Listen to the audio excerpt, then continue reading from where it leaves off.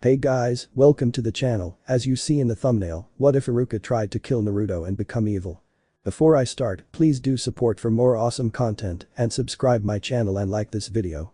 Go support and follow the Thunderyaper for writing that awesome fanfic, and also make sure to comment on this story, link in the description. Excitement, anger, hate, bloodlust, but not doubt. Certainly not doubt. He had gotten rid of that obstacle years ago. He would not be stopped now. Not when everything was so close to its fruition. Yes, he thought, tomorrow. I've waited for it for so long, since then I will finally have my revenge, my vengeance against them. I will visit hell upon them. The name Uzumaki Naruto will be spoken on the lips of scared children for years to come. He allowed himself a self-contented laugh and thought about the night, all those years ago, that had changed him and his life, forever. You are the nine-tailed demon fox that killed Iruka's parents and destroyed the village. That phrase, that one sentence back then, it struck his heart like a poisoned arrow, and the pain was still as vivid now as it was then. He allowed himself to remember that night in vivid detail, Mizuki tracking him and the scroll to that abandoned shack, the revelation of who he was, what he was, and the betrayal. The pure, unadulterated betrayal. Iruka, the man that he had looked up to as a father, as a mentor, attempted to kill him. Mizuki and Iruka, working in tandem to trick Naruto so that they would have an excuse to kill him. He remembered just barely avoiding the shurikens they threw at him, dropping the scroll of seals, and just running until his legs could no longer sustain him, running until his breaths came in wheezes just running. But they still caught up to him. It was to be expected, they were Chunin. Not only that, but they were under the orders of the Sandaime, the third Hokage, to assassinate him. He had become a danger to the village, but that didn't matter. They were all the more willing to do the deed. It had confirmed Naruto's greatest fears and insecurities. Even the person he considered his friend, his only friend, turned on him. He was just like everyone else in Konoha. The cold eyes, the blank stares, the taunts from the children, and the mothers who ushered their kids away from that monster, they all made sense after that night, and it was this very event that put him into a chance encounter with a man whom he would come to respect and fear. He remembered running until he simply could not run any longer, and he collapsed. He had been able to barely escape the two Chunin pursuing him, using the one thing he managed to learn off of the scroll cage Bushin no Jutsu. But he still kept running. His lungs burned, his body ached, and his mind was lost in a cacophony of thought that only served to anger him further. After some time, he simply fell asleep, unable to run any longer, and attempting to force his mind to stop churning. The next thing that he remembered was waking up to the sound of medical machinery. He was in a hospital room, or at least, what looked to be a hospital room. There were various machines performing their various functions, and he was lying in a bed, staring at a sterile matte gray ceiling. His first instinct was to simply get up and run away, but somehow, he felt safe. More safe than I would be if I were in Konoha, he thought to himself. He eventually got up and wandered the room, looking for an exit or any sign of life around him.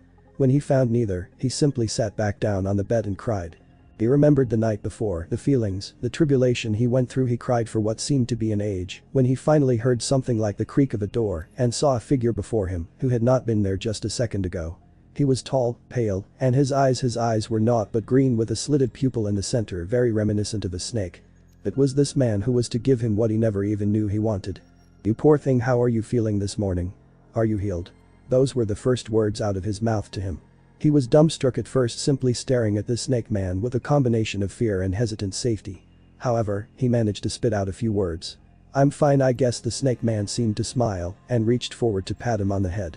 His first reaction was to slap that hand away, but as soon as he did it, he felt sorry for it. "I'm sorry. I guess I just kind of have a thing," he trailed off, not really knowing what to say. The snake man simply grinned even more and sat down next to Naruto on the bed. "It's okay. You've had a rough night, that's for certain. Lucky for you, I found you and brought you back here, or else those ninja might have found you." Naruto thought back to being chased, and he remembered falling asleep because of exhaustion in a clearing. The snake man must have brought him here after that. "Thanks." That was all he could manage to say. He was still somewhat dumbstruck. The snake man grinned again and began to get up from the bed, but then hesitated briefly. While his back was still turned to Naruto, he said, "I know why you were being pursued. I know who you are, and I know what you have gone through. Know that you are safe here, for the time being. However, I move constantly to avoid the same ninja that you were fleeing from. I will be leaving tomorrow morning for a different area. You may choose to stay here, or come with me. If you choose to come with me." He hesitated again and he turned around to face Naruto, but this time, his grin was curled at the top of his lips and his eyes were slanted in something between anger and hate. "If you choose to come with me, Naruto, I will guarantee that you will get what you want. You will become my apprentice, and you will become a greater ninja than even that fool, Sandaime. He paused again, looking pensive as well as eager. You may not realize it now, but you have a fire inside of you, and I'm not talking about the demon fox. He chuckled briefly at this funny aside, but Naruto was too enamored to notice the humor. You were an outcast in Konoha, a monster, a recluse of circumstance. The very people who you came to depend on attempted to kill you just because of what you are, what you carry inside of you, and you will come to resent and detest that over time. As I said, you have a fire inside of you. The fire of revenge. The fire of vengeance. Think on it, Naruto. If you come with me tonight, I will train you ceaselessly until you can use the demon inside of you to its fullest extent. I will train you to be stronger than any ninja, past, present, or future. I will train you to kill, to destroy, and to claim your right of revenge upon Konoha. But that the snake man turned to walk out of the room, but before he got to the door, Naruto managed to blurt out a simple question. You snake man, you know my name, and you know more about me than even I do, but I don't know your name, I don't know who you are. The snake man stopped and tilted his head in Naruto's direction. My name is Orochimaru. Naruto didn't do much that day, nor did he sleep at all that night. His mind was churning again, digesting what this Orochimaru man had told him. He was beginning to realize that the snake man Orochimaru was right. He was beginning to feel the stirrings of a sensation he had felt only a few times before in his life. The desire to make right a wrong done to him. The desire to see the faces of the villagers as he destroyed their town and their lives, the desire to show those in Konoha what a real monster was like. Just thinking about it made his hair stand up on end and his mouth curl up into a smile, vaguely reminiscent of the smile that Orochimaru had used. It took him some time, but in the end, he was decided. He would go with this Orochimaru man. He would become strong. He would have his revenge. Naruto laid in bed, staring at ceiling, contemplating the events that would transpire tomorrow. He had trained, and hard.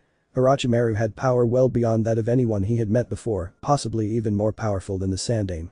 He smiled at that thought. Orochimaru had outlined the plan to him yesterday, and it was brilliant, as everything that Orochimaru did was. They were to sneak in during the Chunin exam, and when the time was right, they would spring their trap. He wasn't entirely sure of the particulars, he hadn't asked, and he didn't care. He left the details up to Sensei and Kabuto. His part in the plan, however, he was very well aware of. It was simple. He was to use his training up to this point in controlling the Kyuubi to simply wreak havoc upon the village, causing as much death and destruction as was possible. He smiled again. The very thought of it once again made his hair stand up on end. Revenge. Finally his mouth was upcurved in a tight and trembling smile as he said those words to no one in particular. The anticipation was maddening, and he was sure he wasn't going to get any sleep. Of course, this was tempered somewhat by the knowledge that there would be another Jinchuriki accompanying him. Apparently, it was the one-tails, Shukaku, sealed in the body of some psychopathic kid from the Hidden Sand village. He had met him once, briefly, while on a trip with Orochimaru to the Wind Country. At first appearances, he seemed to be rather normal, save for the massive-sized gourd on his back. Orochimaru had asked for a demonstration of the kid's abilities, and while they were adequate, to Sensei at least, to Naruto, they were subpar. But when you're like me, everything seems a bit lacking, he chuckled to himself. However, where the kid had really shined was when he managed to do a full transformation into Shukaku, or the avatar thereof. Apparently, Shukaku himself couldn't be fully summoned without the medium being asleep, and Orochimaru wanted this kid to save that part for when he got to Konoha. Right before they had left, the kid had asked Naruto what his name was. He had replied, and then asked the same question. The kid's name was Gaara. The next words out of Gaara's mouth were, I have been told that you have a monster inside of you as well, perhaps we will find common ground on the killing fields. Naruto had simply smiled, nodded, and walked away with Orochimaru. Now that he thought about it, maybe he did like this Gaara person after all. Much to Naruto's surprise, he had slept, and rather well at that. Perhaps it was Orochimaru's doing. He had used a forced sleep technique on Naruto once before, and it would make sense that Orochimaru-sensei would want him at his fullest potential for the events to come. He shrugged it off. Whatever Orochimaru-sensei wanted to do was fine by him. He had immense respect and inequitable fear for Orochimaru-sensei. To not fear him was folly. But he laid aside his internal feelings for the moment and focused on the task at hand. They were jumping between trees and moving at a very fast pace towards Konoha now, and he could just make out the walls from where he was. The fools in Konoha never knew that Orochimaru's base was just outside of Konoha, and he had easy access to the city, posing as an instructor for the mostly fictitious hidden village of the Sound. Naruto had actually been in the city a few times with Orochimaru, using an advanced henge technique he had taught him that not even the Sandaime could see through. He had scoffed at how peaceful and tranquil the village looked and how unawares the population was. He wondered, if they could see him now, what they would say. They would certainly call him a monster, but it would also certainly be the last words out of their mouth. He chuckled at that thought. Once again, the thought of killing all of the people who had tried to kill him made him into an outcast, made the hair stand up on the back of his neck. He couldn't wait. He was ready to strike. He was ready to destroy. He was ready to kill. As they approached the walls of Konoha, Orochimaru and Naruto used the advanced henge technique to transform, while Kabuto simply stayed in his jet up he wouldn't be noticed. As they passed the gate itself, he chuckled to himself, looking at the ninja guarding the walls. It would be their last day on this earth. The village of Konoha was busy, yet strangely tranquil, as Uzumaki Naruto entered its front gates. It was the atmosphere of a festival, with people partying in various pubs, and merchants selling their various wares along the dusty path that Naruto and his sensei Orochimaru walked. Of course, they were disguised so that no one would be able to notice that two of the most infamous characters in Konoha history were simply walking among them, but there was still a slight feeling of apprehension surrounding Naruto. He wasn't afraid of being caught or unmasked, but he was afraid of what would happen if Orochimaru were to be discovered. Their plan allowed for no mistakes, and it was through this plan that Naruto was to gain his revenge upon Konoha. Orochimaru had stopped at a small, unmarked apartment about halfway to the stadium, ostensibly to make sure that the other Jinchuriki was ready. This stop was also to allow for Orochimaru and Naruto to transform into the Kazekage and an Anbu member, respectively. This would allow Orochimaru to get close to the Hokage and allow Naruto to get close to the crowd so that when Kabuto unveiled his mass Jutsu, he could enact his part in the scheme. It was a brilliant plan and he had expected nothing less from his sensei. All that remained now was to head to the stadium and wait. Naruto smiled underneath his Anbu mask. It was close now, the time was so close he could hardly wait. Naruto walked along the concrete causeway that was the Konoha Stadium, silently scoping out his adversaries along the way. He could make out 8 other Anbu members among the crowd, one of which was Kabuto. They would be relatively easy to dispose of once the action started. He also noticed a few other Chunin and Jounin speckled among the spectators, but he assumed that they were simply there to watch the matches and they wouldn't be a hassle.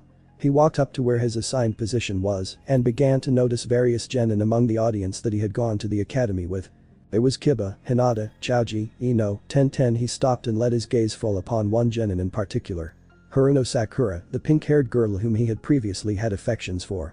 He smiled under his mask. Perhaps when this was all done with, he would take her with him, back with Orochimaru. She would be a good diversion to lighten up his training regimen, and maybe he could even. His thought stopped there as small fireworks began exploding overhead and the Sandaime rose from his seat to give the opening address. He didn't pay much attention to it. After all, what use is there to listening to a dead man's words? He glanced towards the waiting area for all the genin taking part in the exam itself and recognized the 2 Konoha genin standing among them. Shikamaru, he had been a friend of his during his academy days, but after today, he would be a hunk of flesh laying on the ground for the vultures. He also recognized Shino, a very quiet and reserved genin, whom he did not know very well.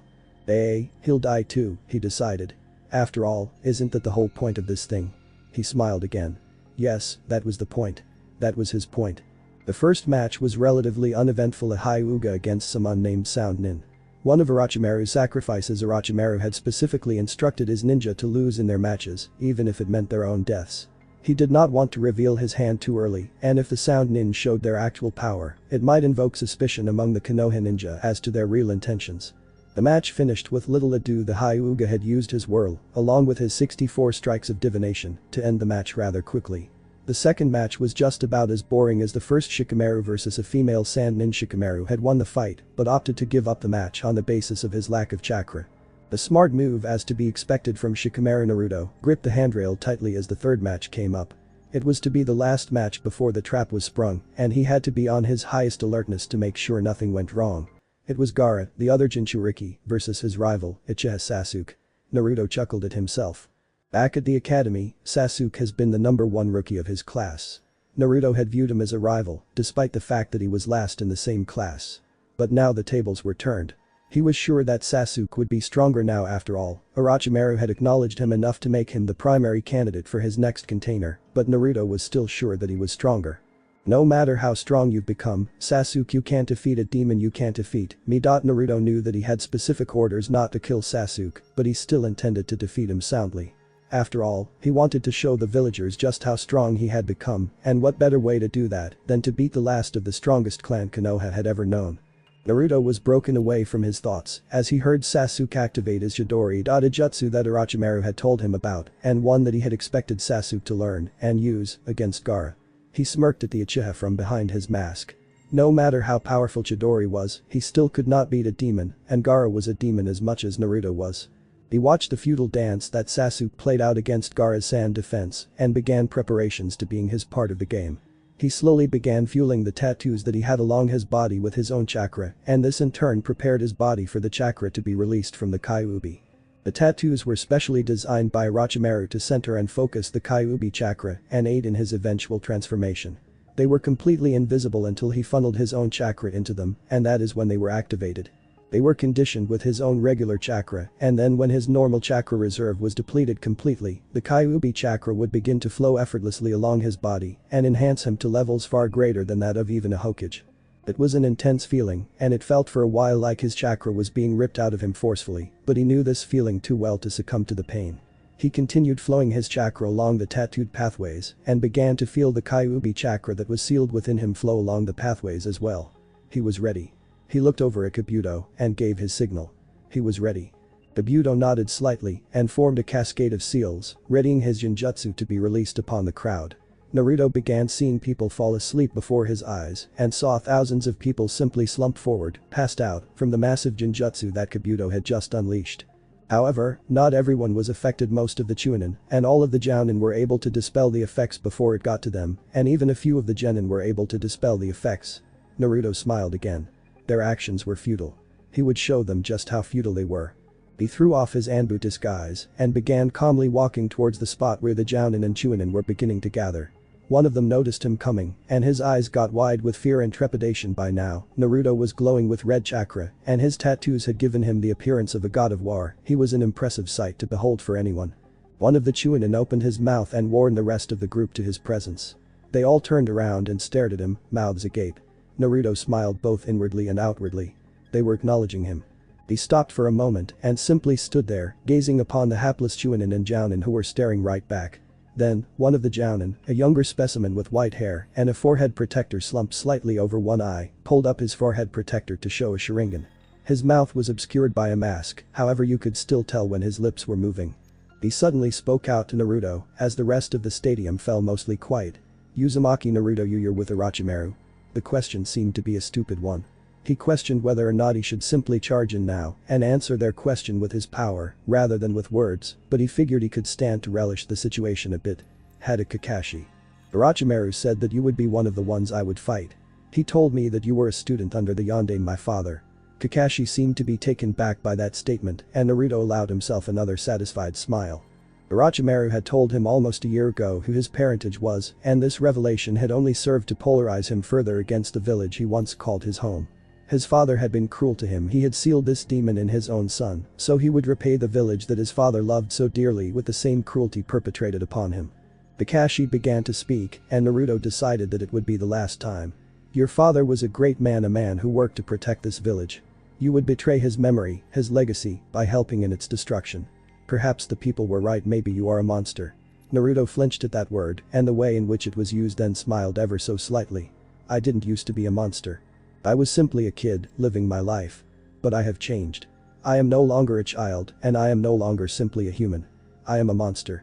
And I will show you to what lengths my father's legacy has gone to become the very thing you turned me into." With that, Naruto began channeling more and more chakra into his body, and when he was satisfied that he had enough, he attacked. With blinding speed, he moved to behind Kakashi, in the midst of the gathered Chunin and Jounin, and let loose the ferocity of the Kyuubi. He lashed out with his fists and feet, knocking a few ninja unconscious with every strike. He let the Kyuubi take partial control, as he laughed maniacally and with malice in every breath. It was happening. Something he had waited for, this feeling, the revenge, the vengeance, and the raw and pure desire to kill his emotions were overwhelming, and he simply allowed them to further fuel his rampage. With every strike he incapacitated or killed someone. His feet and fists were a flurry of anger and hatred, and his mind was a downward spiral of emotion. He relished this moment. He wondered what his father would say if he were here right now. He would probably call him a monster. He smiled again. He would be right. Author's note: I would very much value any and all reviews regarding this fiction. It's the first one I've ever written, and I'd love to hear how I can improve. Note to the weary: it's only going to get worse from here, so if you find you can't finish this chapter without being unduly depressed, I suggest you don't read part 5 and on. It's going to get ugly. Naruto stood on the steps, drenched in blood, staring at the corpses littered around him.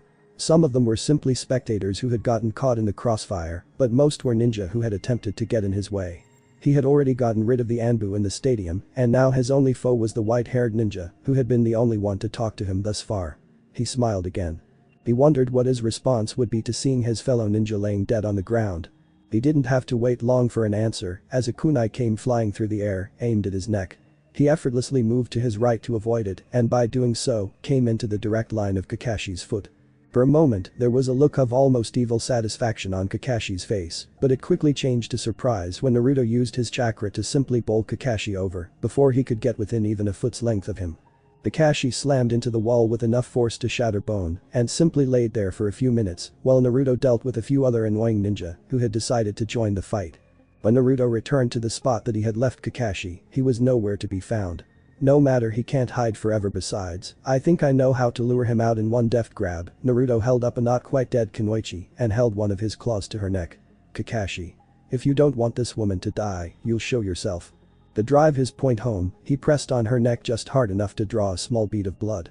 He noticed a moving blur to his left side and threw the now fully unconscious Kunoichi at it with all his strength. The blur stopped and caught the female ninja, and it was just enough to allow Naruto to position himself behind Kakashi and deliver an impaling blow to his left shoulder. However, before he could fully react, the cage bunchen that he had just impaled vanished, and the female ninja along with it.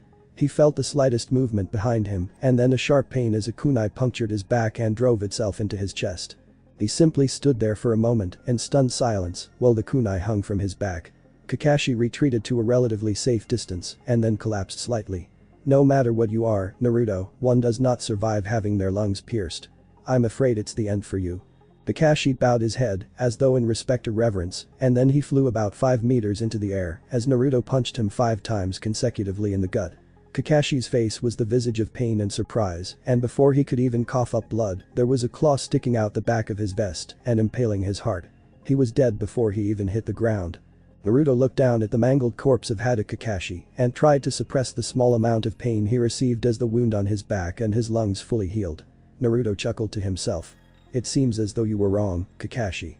You paid for it with your life. Naruto turned away from the throng of dead ninja littered around him and jumped into the center of the stadium. It was a sight to behold. To his right was a massive purple box that Orochimaru was fighting the Hokage in. To his left were the main gate to the stadium and the main bottleneck to any friendly nin attempting to enter. Naruto decided that it had to go. He moved with blinding speed and force towards the gate and with but one chakra-enhanced punch, completely obliterated the gate and the surrounding superstructure. There was a small battle occurring in front of where the gate had just stood, and it came to a screeching halt as the ninja looked upon Naruto with mouths agape. The sound and sand nin among them simply smiled and retreated, which left the leaf ninja standing there dumbfounded. He decided to take pity on them. In a few seconds it was all over. The ninja lay on the ground, their mangled corpses barely recognizable as human. What looked to be the head ninjas in the area came up to him and kneeled before him in respect. What would you wish for us to do, Naruto-sama? Naruto-sama. He smirked. He was moving up in the world. Continue what you were doing. I trust you know what your mission is.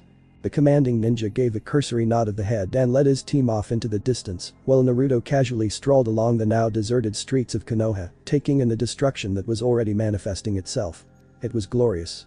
Naruto had stumbled upon 2 different patrols of Leaf Nin and had obliterated them both before he came to what was considered downtown Konoha. He glanced at the distance and saw an enraged Shukaku taking out what looked to be a residential district. Naruto gave a grudging nod of respect in the direction of Gaara and his Biju and then proceeded to make his way towards offices of the Hokage. Before he took even 2 steps, however, he found himself unable to move. He heard labored breathing behind him. His body began to turn around to face the person who had rendered him unable to move of his own will.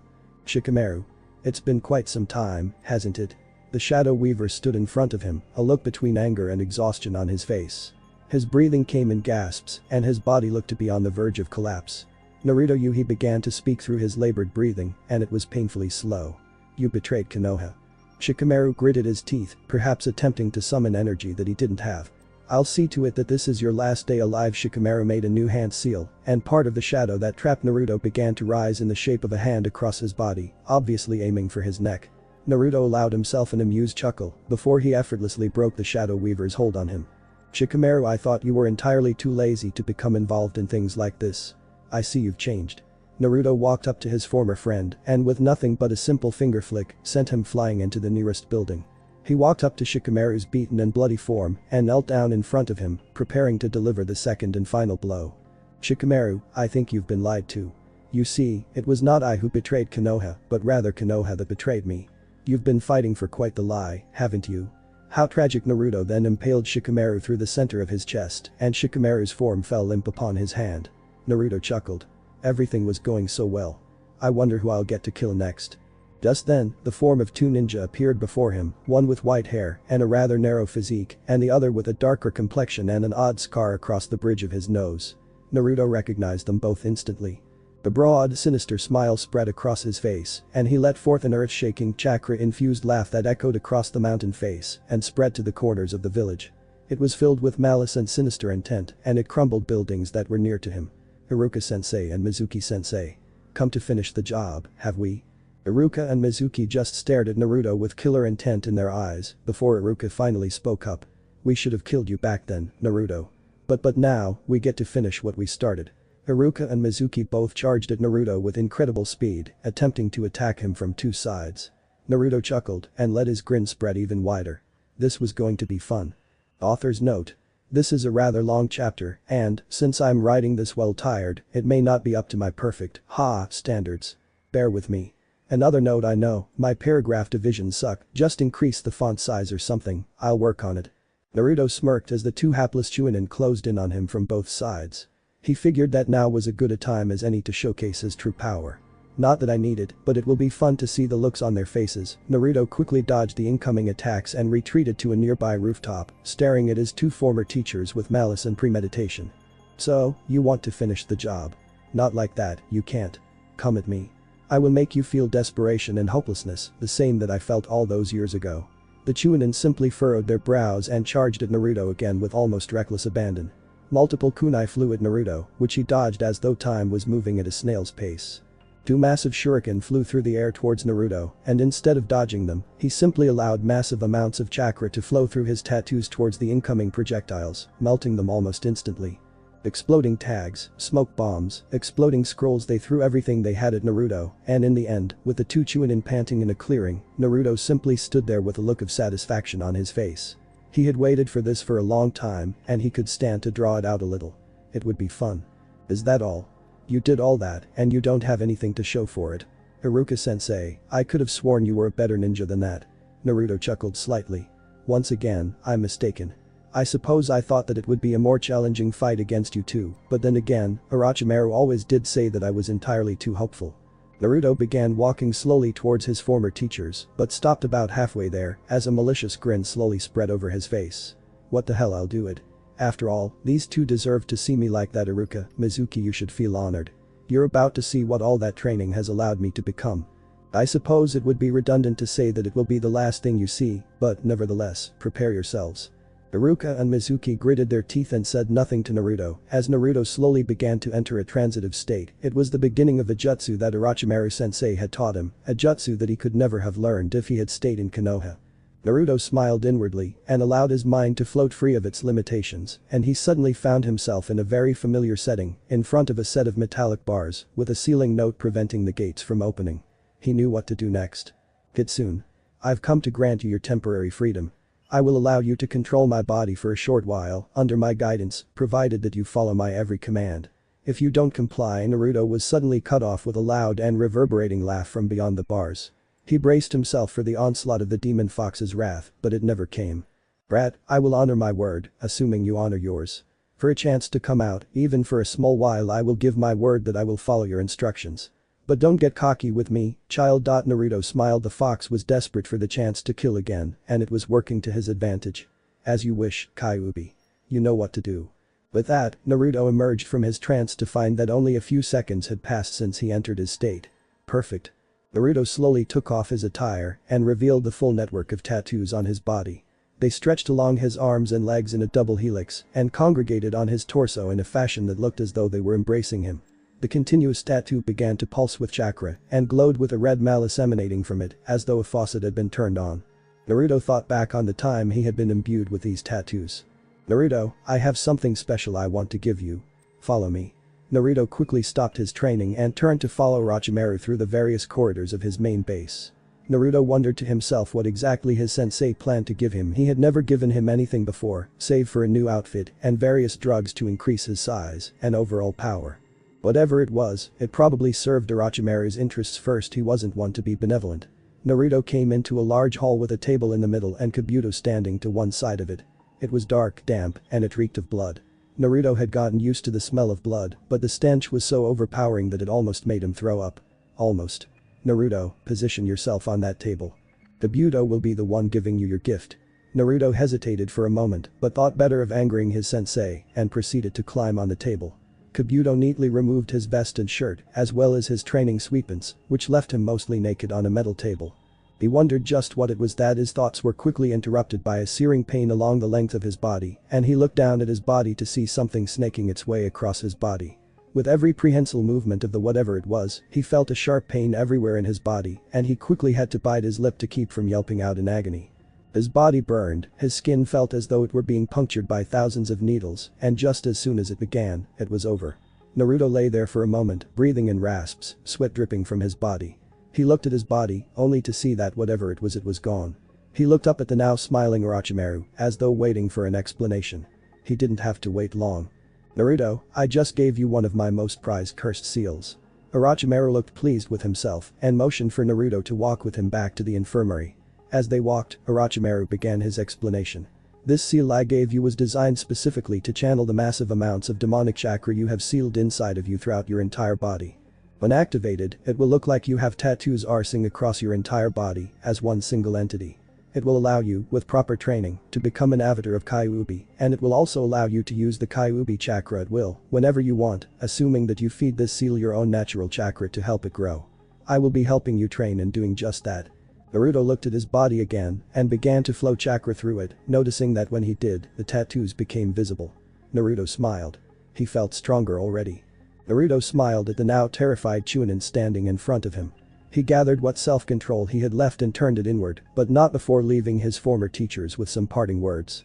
This will be the last time I speak to you, but know that the rage and malice you feel is not from the Kyuubi, it is from me.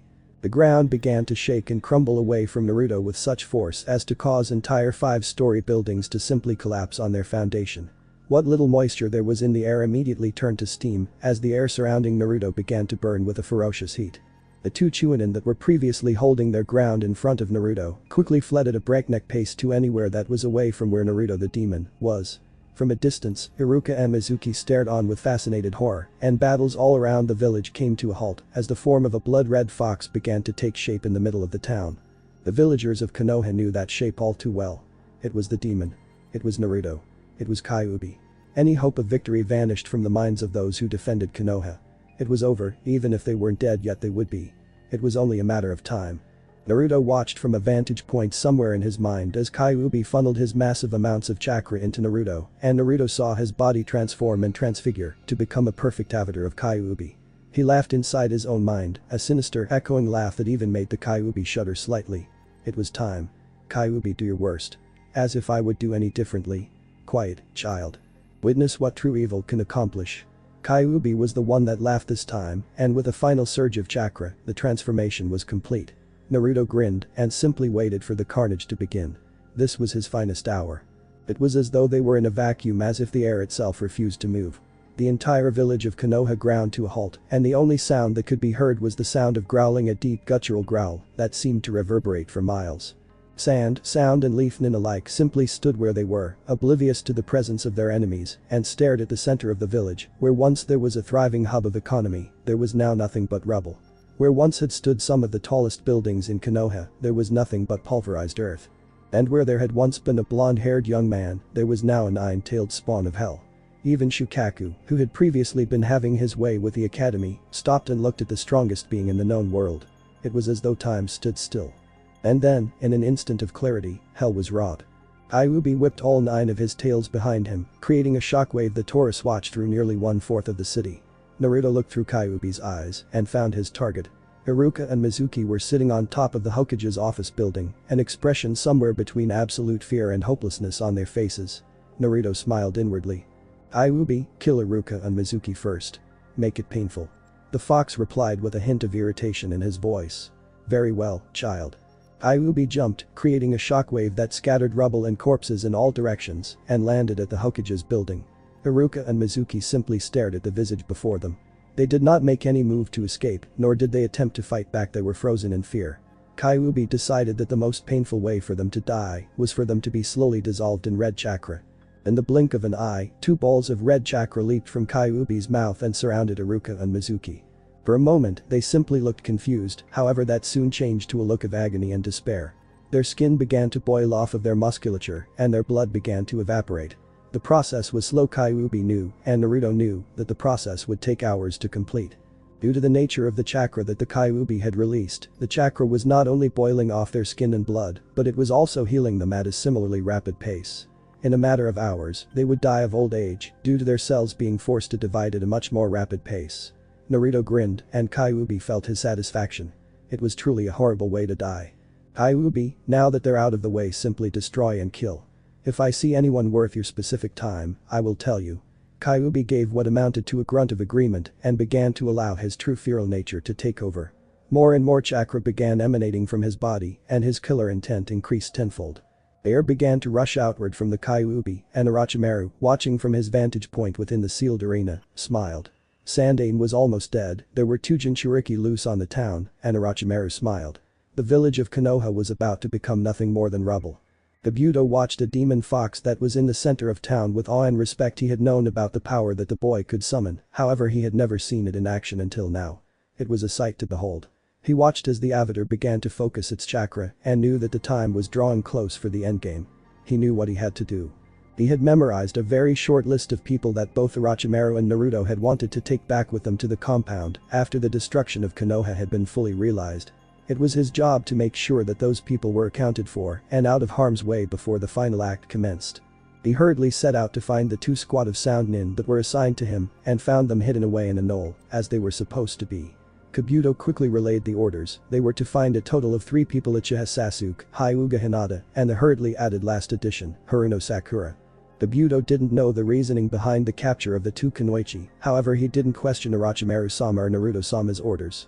He had always had allegiance to Orochimaru, but he had learned rather quickly not to disobey the orders of a boy who had more power in his fingernail than the entire village of Konoha had in their entire ninja population.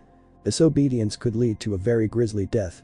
Naruto stared, looking at the destruction through the eyes of the demon fox avatar he had helped to create. He had commanded the fox to begin gathering his chakra for the final attack, and he knew that it was also a signal to Kabuto and Orochimaru that the battle was about to be ended. He knew that by now, Kabuto would be gathering the people on the very short list of people that he had wanted to save, and that Orochimaru would be rather quickly disposing of the Sandaime. He smiled. Throughout the entire battle, everything had been leading up to this one point, this coalescence of fate, destiny, and initiative that would bring his plans for revenge to their ultimate fruition. He felt that the fox had gathered the required chakra for the final attack and gave Kyuubi the command to simply wreak destruction upon the area they were in until he got the signal to unleash hell. Naruto grinned. Kyuubi was whipping his tails in all directions, creating shockwaves that tore through the city as a claw ripping through flesh. Kyuubi would every once in a while release a fireball massive enough to turn the rock face in front of him into molten lava. The few people that remained in the epicenter of the city were fleeing as fast as they could away from the Hell Fox, but almost all were caught by either fireballs or shockwaves before they could even make it to what remained of the city wall. It was chaos, destruction, and mayhem, and Naruto could not be happier. He then noticed a small jolt of chakra enter into his consciousness. It was the signal to begin. He grinned and closed his eyes, relaying the order to Kyuubi, and then completely gave all control to the demon fox, allowing his consciousness to float free among the ocean of hell that he rode upon.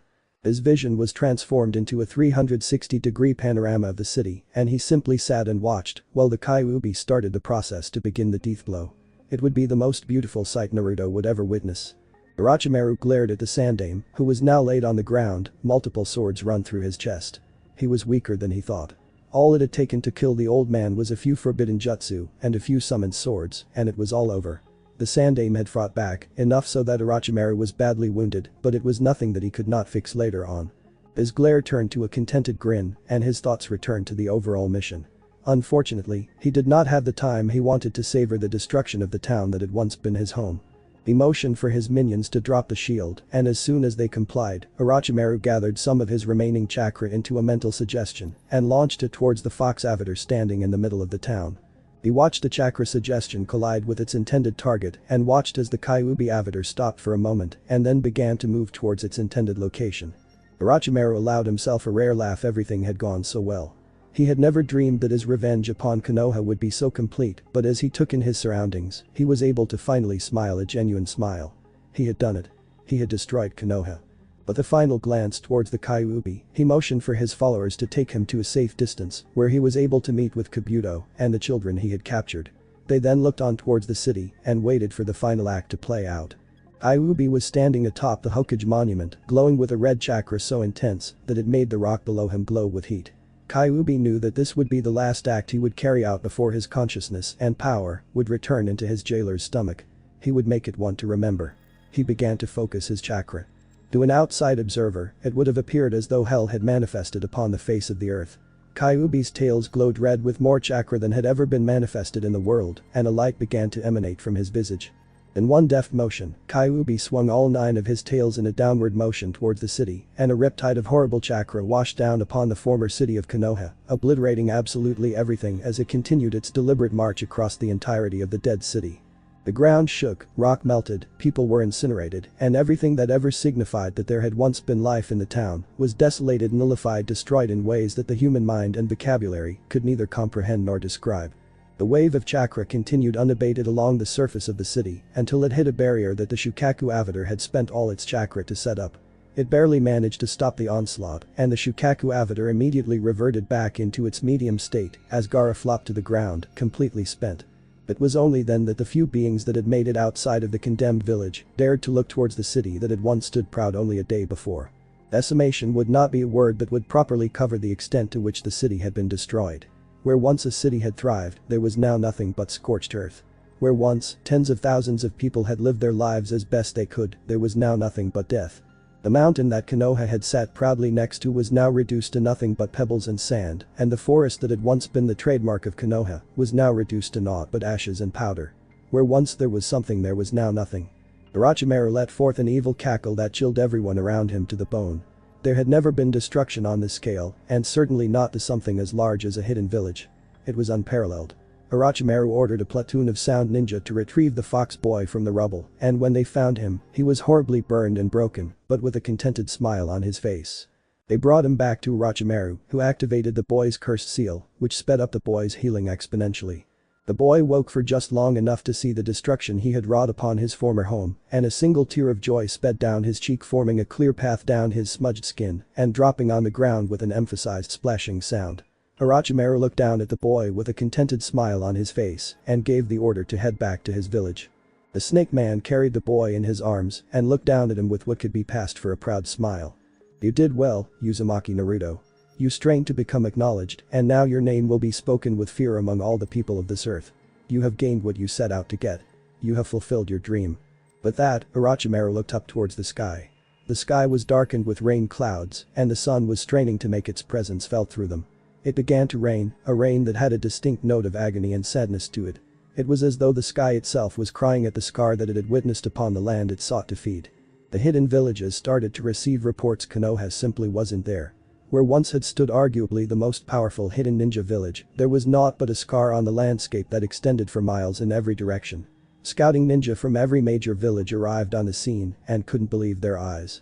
Travelers, missing nin, merchants, and all various kinds of onlookers who arrived on the scene gaped at the level of destruction that had been visited upon what was once Konoha. The collective question on their minds was, who? It was then that reports started to come in. A massive 9-tailed demon fox had destroyed the village. Over and above that, the one-tailed Shukaku had been spotted as well, and they were both rumored to be in collusion with Orochimaru, a feared name already. The major nations began to talk amongst themselves. If Konoha could be destroyed this easily, what about them? If Orochimaru had this much power behind him, was any of them safe? The question of Orochimaru's power grew to gain a life of its own, and soon, every village was getting ready to either capitulate or go to war with the newly created hidden village of the Sound. However, it soon became apparent to all of the nations and villages with two Jinchuriki behind Orochimaru, and with the power that Orochimaru himself wielded, not even the power of the greatest nations could stand against him. It became apparent to not just the ninja nations, but to the world Orochimaru was not to be trifled with. It was only a matter of time. Orochimaru would come for them and there would be nothing anyone could do to stop him. Uzumaki Naruto woke up in a familiar room with a matte gray ceiling and various machines performing their various duties. He looked around to find a door, but was unsurprised when he found none. He sat up and smiled. He remembered it all. He remembered the looks on the faces of the people he killed, he remembered the desolation of the city, the fear that had been conjured when he transformed into his avatar. It was everything he expected and more. He heard a creak and saw someone standing in front of him that wasn't there before. He smiled up at the man and gazed into his snake-like eyes. Orochimaru-sensei, we did it just as you said we would. Naruto looked so happy that he might tear up. We did indeed, young one. We both strive to fulfill our dream, and we achieved our goal. You are an asset that is priceless to me, and by working with me even more, you will gain even more power over your lifetime. We will be together until you die. Naruto let forth a half-hearted smile at this. He knew that he would die long before his sensei would, as his sensei was nigh immortal. But it didn't matter. Orochimaru was like a father to him, and he would stand by him until the bitter end. Hi, sensei. Until I die. I swear it. Orochimaru held out his hand to ruffle the boy's hair, and Naruto made no move to stop him. He then moved to walk out of the room, but Naruto suddenly remembered something. Sensei. The people that I asked to be captured, where are they? I would very much like to see them. Orochimaru smiled at him and motioned him to follow. They walked through various corridors for what seemed like hours, but were really only minutes, before they came to a large steel door. There didn't seem to be a handle to the door, or a lock, but Orochimaru bit his thumb and spread his blood across an engraved seal, and the door swung open without so much as a squeak. It was dark inside, but as they walked into the room, various candles on the side of the room lit to reveal two figures chained against the wall. Two figures. Before Naruto could even ask the question, Orochimaru provided an answer. Sasuke is in my personal care. If he is to be my container, I need to condition his body to accept my power. It will be some time, however, as he has vowed to kill a certain man, before he will. Orochimaru chuckled slightly and then continued. Before he will allow me to take his body. I'm sure you know who he is referring to. Naruto did indeed know it was his older brother, Uchiha Itachi, that he wanted to kill, and he had no doubt that Sasuke would succeed in his revenge. After all, Naruto and Sasuke were very much alike in that respect. Neither gave up. Naruto had visited his revenge upon Konoha, and now Sasuke would work to visit his own revenge upon Itachi. He made a mental note to ask Orochimaru if he could visit Sasuke later. Orochimaru continued. These two are in your direct care, you can do with them as you please. Should you need any help or advice, you can ask either me or Kabuto, however I will be busy from now on for quite some time.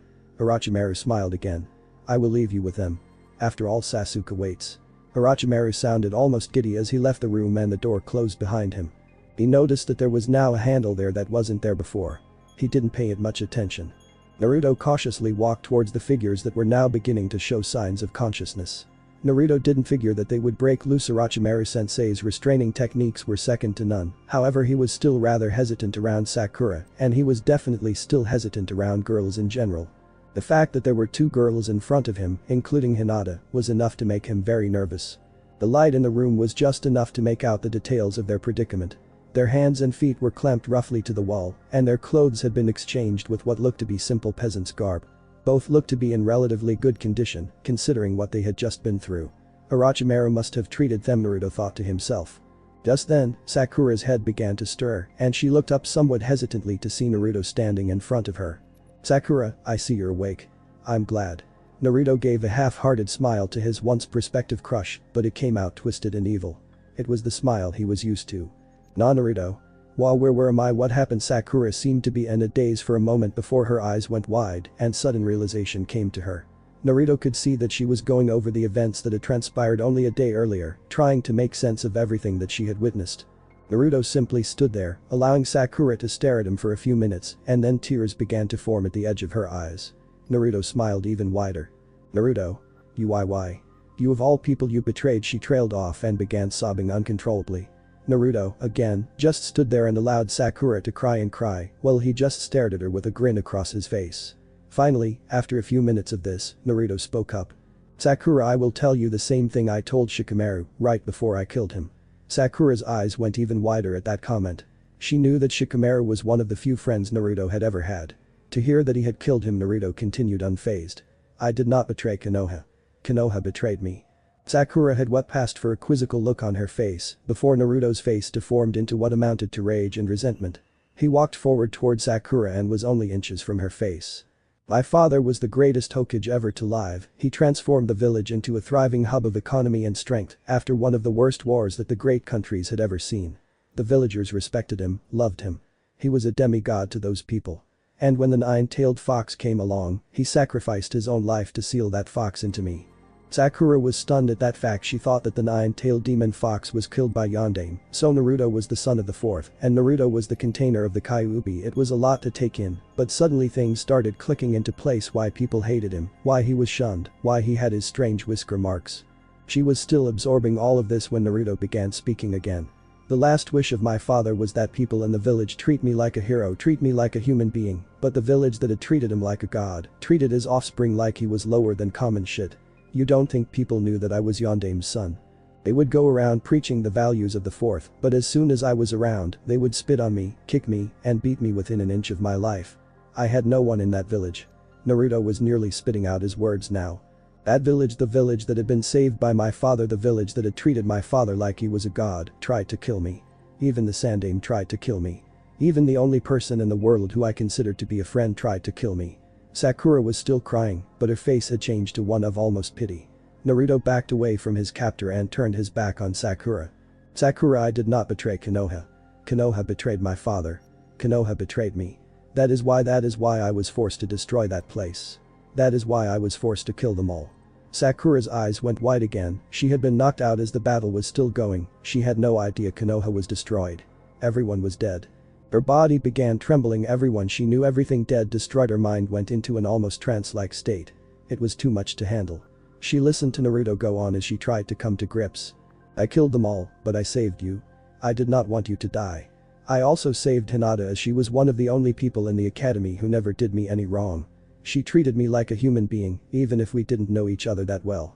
Sakura forced herself to look to her left, where she saw limp Hinata hanging there, but Hinata had tears in her eyes. She was conscious. Naruto had apparently noticed this as well, as he was looking at Hinata, with what could be construed as twisted kindness in his eyes. He turned his attention back to Sakura and once again his eyes narrowed slightly. Sakura, I'm going to give you and Hinata a chance.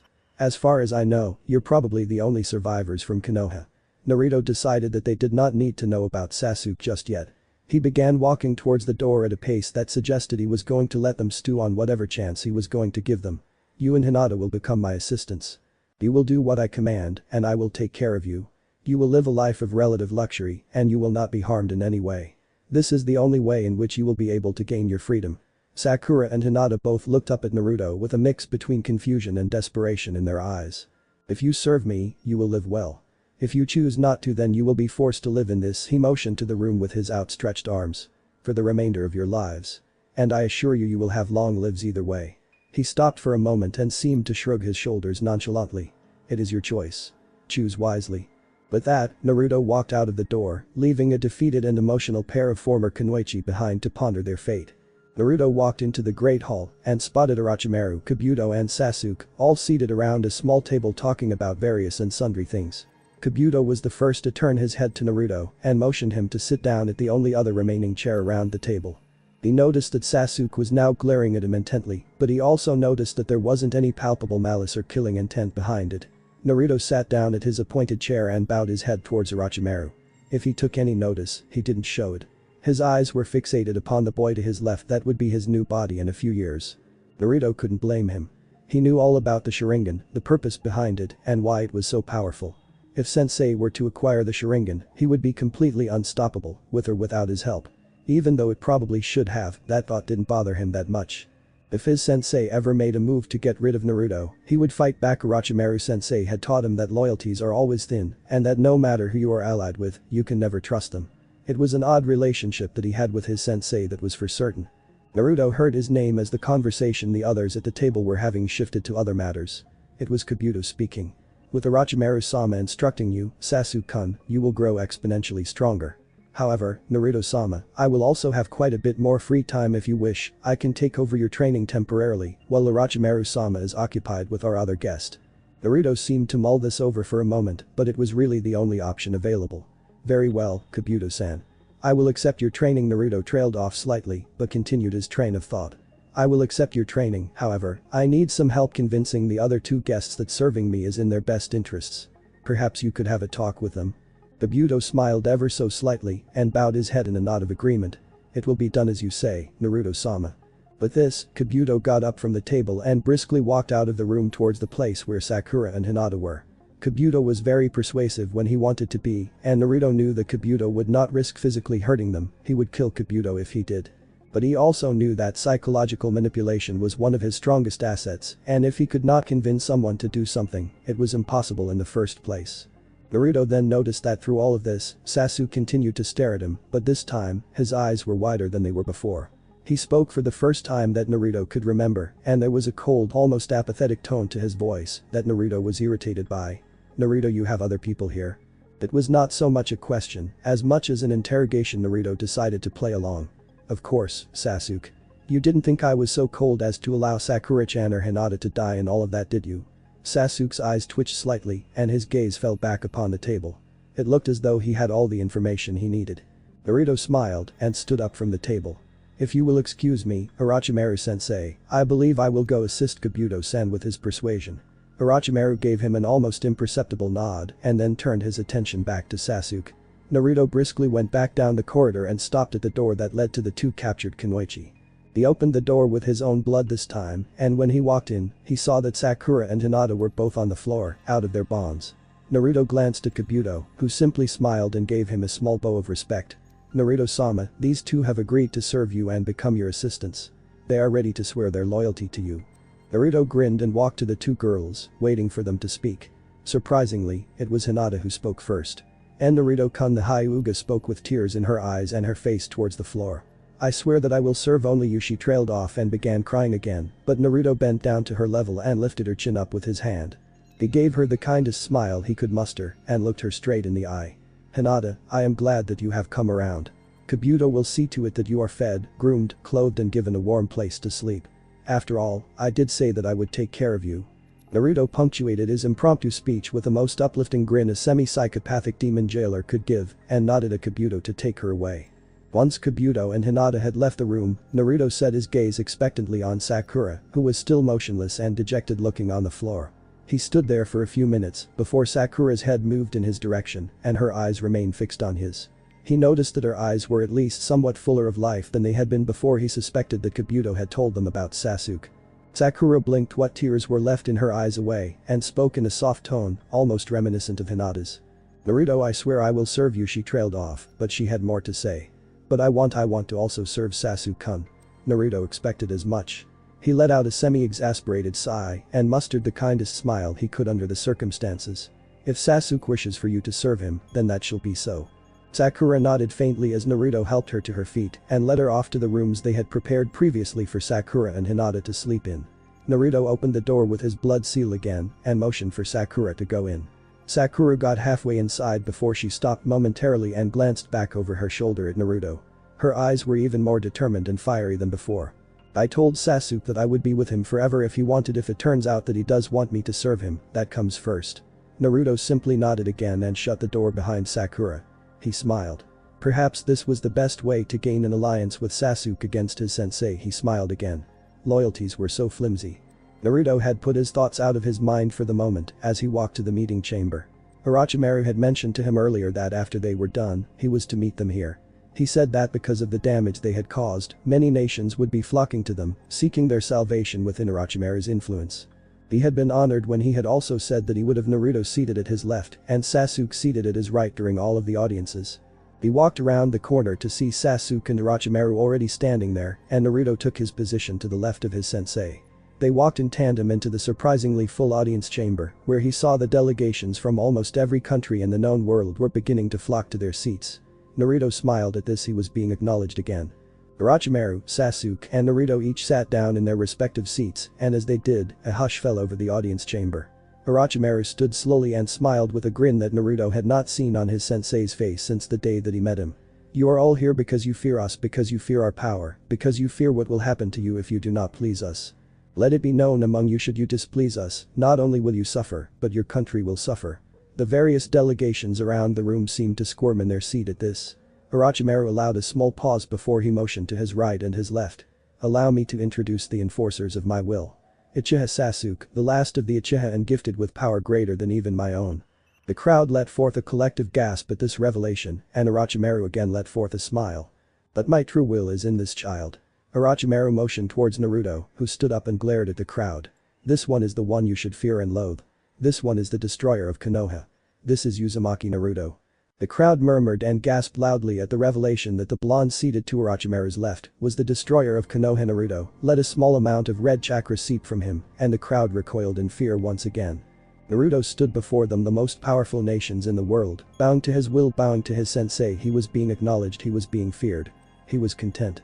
He had finally found his place in the world as a bloodthirsty holder of the most powerful demon in the world. He had found his place. He was Uzumaki Naruto, and his name would be spoken in fear for centuries to come. Thanks for watching this video. If you really enjoy this video, like, subscribe, and comment down below, and turn on that bell notification. Don't forget to support and follow Thunderyaper for writing that awesome fanfic, and also make sure to comment on this story, link in the description. See you in the next video. Goodbye.